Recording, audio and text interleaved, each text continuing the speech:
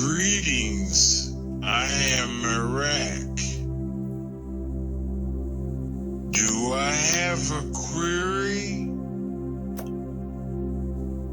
I want to know, do your interdimensional connections consider the experiences of deaf, blind, or wheelchair-using individuals? We're not exactly sure what that person means by this question, whether they're asking whether that exists in our own society, or whether the ideas that we present to you are inclusive of people who have those experiences, which of course they are. And we have discussed individually with many people the idea that many souls may choose those particular experiences as challenges that can help humanity figure out how to relate to those people in different ways, how to communicate with those people in different ways, how to even cure those conditions, perhaps in certain circumstances. So souls that take on what may appear to be those limitations are often very advanced souls who have some lessons to teach humanity about how humanity relates to people with those kinds of particular conditions. So of course they are included in everything that we're talking about. Hi. Good day, good day. Hi, Bashar. How are you? Perfect, and you? You look perfect. I'm close to perfect. I'm getting You are there. perfect as you are. Thank you. I needed You to hear will that. always change, you will always improve, but at every given moment, you are a perfect representation of whatever it is you are at this moment. Thank you so much. I have a pretty interesting story to share with you, and some questions that follow. All right. During meditation one day, the energy and the consciousness of Mother Ayahuasca came to me, Yes. and I sat with it, and it felt really good. And I didn't necessarily say, "Oh my gosh, I need to go do ayahuasca," but the medicine came to me through people, and it was really nice. And shortly after, that was about 8 months ago, and a month or two after, you came into my consciousness, and I found your teachings. Yes. And your teachings have really helped me move from believing into knowing. All right. And it has changed my frequency a bit. And Oh yes, quite a bit. but it brings challenges, new ones. And Absolutely, that's what they're for. I'm enjoying the challenges. And then I came across your crystal skulls, and I said, "Oh my gosh, I want to get a crystal skull." And I got one, and it was pink, and that was a big synchronicity for me. If I could articulate my authentic frequency, I would be shades of pink, and depending on how I feel, the shade of pink changes. Yeah. Fast forward, it finally aligned where I did an ayahuasca ceremony, and you were a part of the ceremony, and it was so interesting. And I was outside, and I saw your family crest in the sky, and I don't know how to put it into words, but it was as if my whole body became activated, and I was one with the cosmos.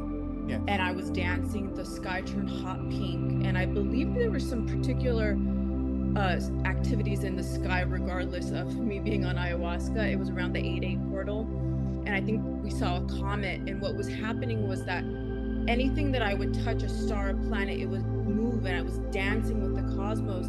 And it happened to be there was people that were witnessing and watching me experience this, which was nice for me, you know.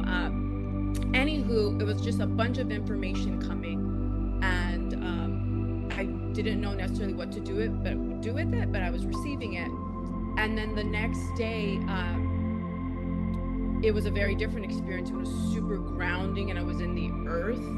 Yes. And I gave birth, and it was a dragon. And ever since I got that crystal, I was activated with grandmother dragon energy, and it came with its own set of challenges and mysteries and phenomena.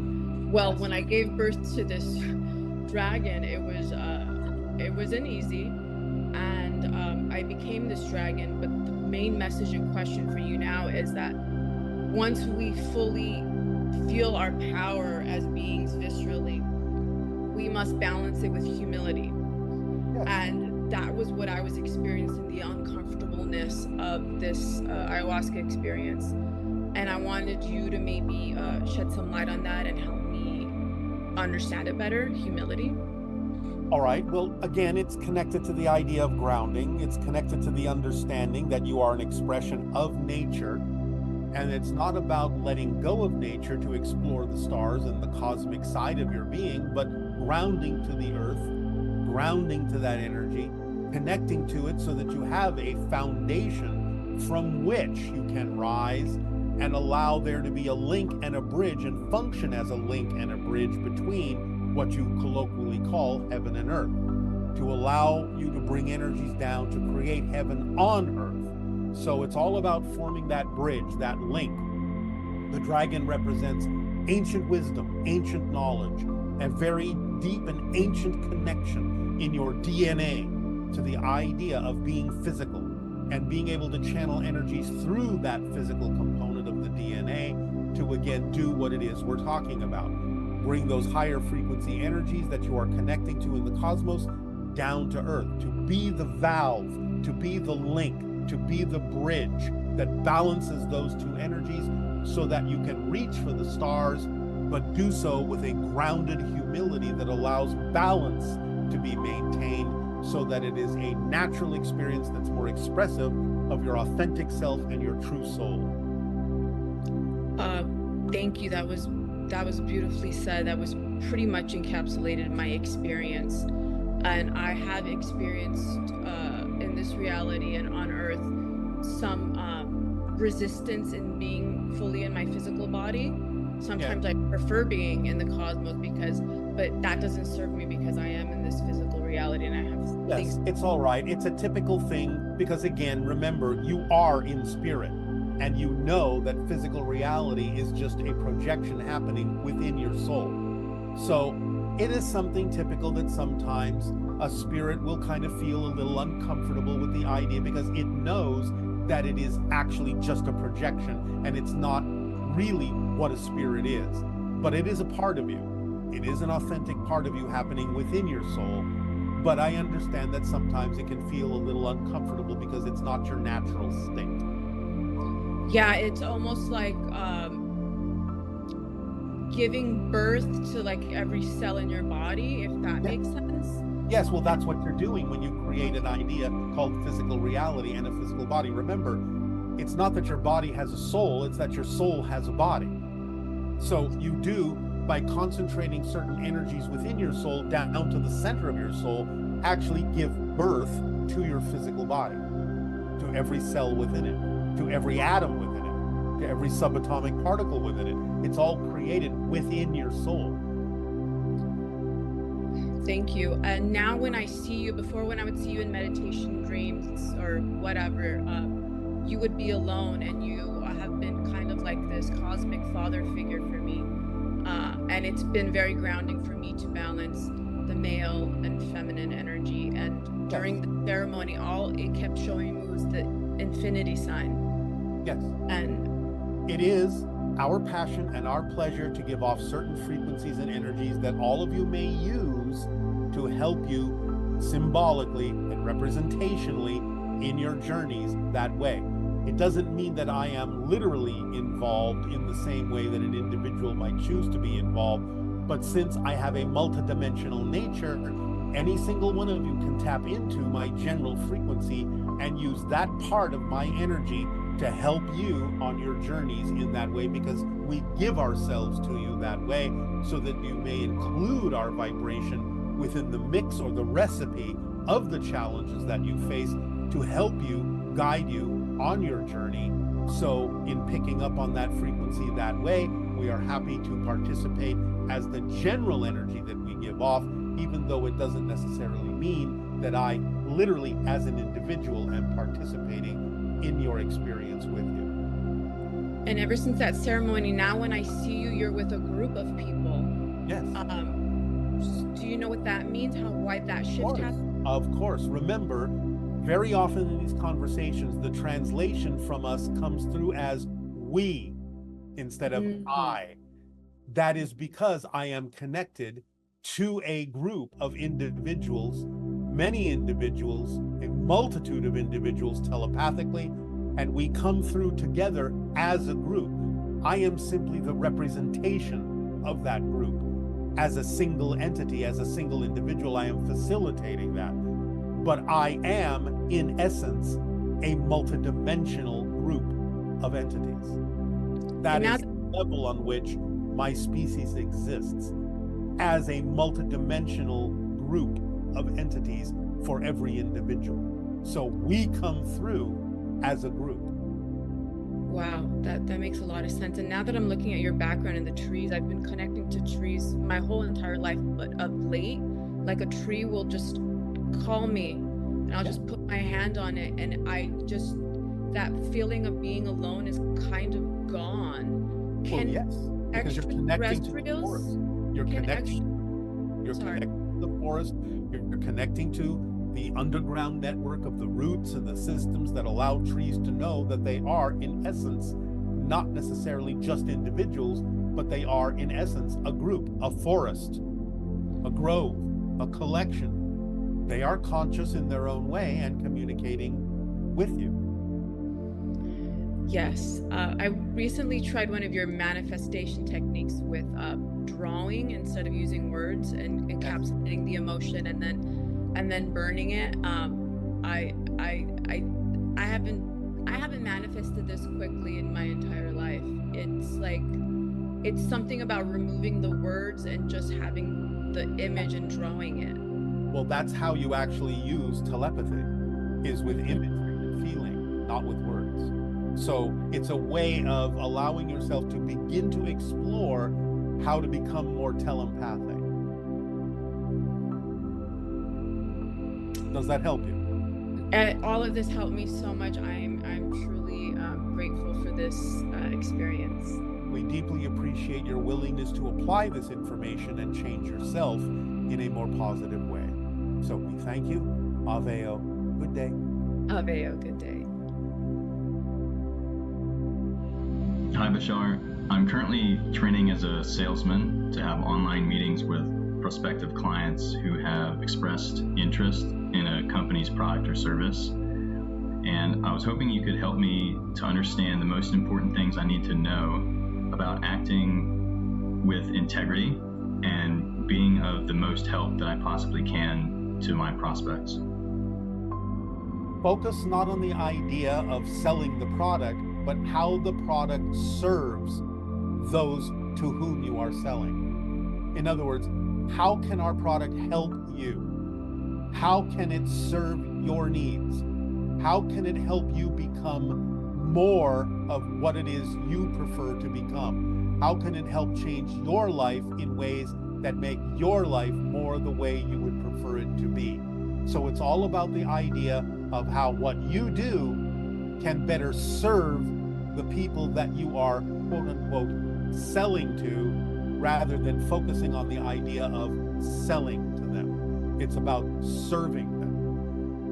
And then the sales will happen automatically where it needs to, if you allow them to be excited about what your product can do for them. It's all about how it can serve them. Good day. Good day. Good day. Greetings, family. Welcome to my home. My passion is being a teacher and a mother.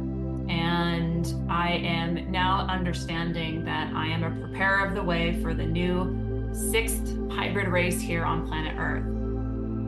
In the Sedona transmission, you mentioned in your civilization that you are all parents to all children. I would love some clarification or a synopsis on how you grew physical beings for your civilization in the beginning to now evolving to materialization. Are you asking us how we procreate? In a sense, but the evolution of it, going from a birth canal to materialization. All right, well, the idea again has to do with being your authentic self, following your passion and acting on it, which raises your frequency, and over time the continual raising of that frequency starts to mitigate your connection to some degree to the concept of physical reality, or allows you to experience physical reality truly as a projection of your consciousness. So eventually you really start experiencing physical reality as something far more flexible, malleable than solid. And when you arrive at that point in your evolution, then you start to realize everything is just frequencies of energy. And when you start to really realize that and are telepathically bonded to the rest of your society, when you reach that certain point, then that collective energy telepathically suddenly turns your physical reality into something quite fluid and quite transparent and quite dreamlike. And therefore you understand the idea, the expression of bringing a new life in is simply the idea of energetically providing a kind of energy vehicle that has the ability to crystallize to whatever degree it needs to perform its physical functions in your society, to meet its challenges in whatever way it wishes to, and that can be done more through energy than through the idea of the physical body. Is the physical body, is the way that we have children here on this planet now for survival? Was it a part of being able to nurture and grow, or is that something that we'll evolve out of? Eventually, it is something that you will evolve into a little bit differently. You will maintain it for quite some time, but you will experience it differently as you evolve over the next 1,000 of your years. It will be something that will happen a little bit differently. It's a little bit challenging to describe the differences for you, but let us just say, if we could give you a rough analogy, it would be more like you're still giving birth physically, but it takes on a more dreamlike quality. So time and space are compressed in a way so that one moment you are pregnant, and then you kind of go through this dream, and then the next moment the baby is there. So there is a collapsing of your physical materiality, still connecting to physicality, but taking on a more dreamlike quality so that you don't really experience the birthing process in exactly the same way you experience it, more like going into a dream state, an astral state, experiencing directly the connection with the spirit of the child. And the next thing you know, when you wake up from that dream, the child is there. The child has been physically born. So it's going to be more like that. Thank you. I actually had a similar experience. I was what was called currently as a gestational surrogate, and I was the biological mother to a child that was not genetically related to me. And what my question regarding that is, there's something that is being shown in science called microchimerism, yes. And that is the exchange of cells. Yes. My question is, what information is in the exchange of cells between mother and fetus? And why do we carry it for the rest of our lives? Well, because you're part of the same soul family. So it's a way of creating an imprinting to know that there is always a connection with that being. And it's done through the exchange of genetic material physically as a representation of the soul family connection that you have and the agreement you made to be the mother, to be the vehicle to bring through that particular entity into physicalness, even though you are not initially genetically connected. The genetic exchange shows you that you are connected on a soul level. Are we going to evolve away from mother-father into all-parent? Well, to some degree. Again, those distinctions will to some degree remain, but again, it will become more broadly understood and more telepathically experienced in a more balanced way. Thank you. In the Sedona transmission, you brought through, and your channel brought through an entity that was kind of hinted at being revealed, connecting the heart and the mind, but I have yet to hear if it is time to reveal who that was. It was a mantis. Okay, that's what I thought. My next question is, at the Sedona transmission, I had the pleasure of sitting in front of your channel, and the channel began to look like a mirage. And was in that moment where I was able to see that, was I also quasi-physical? To some degree, yes. You were allowing physical reality to not be as real, as solid. You were allowing yourself to pick up on our frequency a little bit more, and therefore experience reality a little bit more like we do, where we don't experience it as being solid, we experience it as being more of a multidimensional mirage. And my last question is, I would like to create a documentary film about my story as a gestational surrogate, which actually is the biological or the birth mother to these children. Yet I'm finding that it is a passion, but there is an undercurrent of anger, as the experience I went through was very painful but beneficial, and it is the catalyst to this. And my hope is to bring out all the information so women that decide to be a carrier can have all the information to make a conscious choice. That's fine. The idea of your anger simply is a challenge that you can face and include in the documentary as a transformational challenge that can allow them to deal with whatever emotions come up and whatever belief systems are behind them, so that they can learn the lessons in the future in a more positive way and transfer that information through the documentary to others who may face the same challenges, but then because of the information you provide in transforming that energy in the documentary, don't necessarily have to experience it in the way that you did. Thank you. I needed to hear that today. All right. That is all. All right. Then we thank you. Aveo. Good day. Aveo. Hey Bashar, it's Mehul from Toronto. I'm just wondering, since it's been 1 year since you've announced that we're 1 minute from midnight, how many seconds from midnight are we right now?